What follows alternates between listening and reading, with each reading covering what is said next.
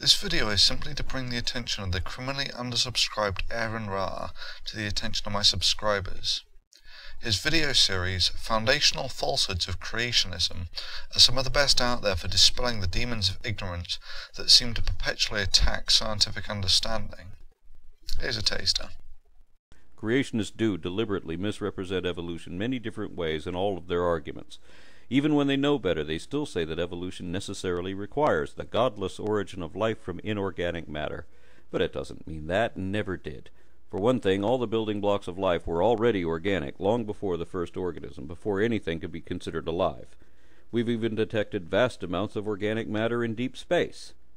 But creationists claim space evolved too, and that the Big Bang is part of the same evolutionary process as that which leads to new species on Earth. So they often say that evolution requires something coming from nothing, which is ironic since creationists believe that themselves, while strict scientists do not.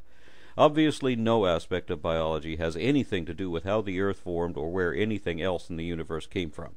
It really doesn't matter how the cosmos came to be.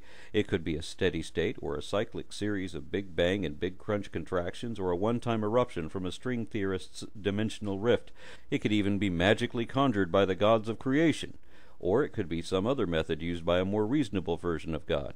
However the universe originated, it does not relate at all to how life evolved. Creationists habitually misdefine their terms and commonly insist that evolution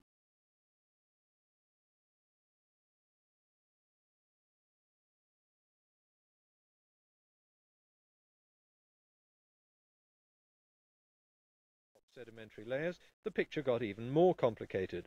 In 1788, the man called the father of geology, James Hutton, saw a geological formation that seemed impossible.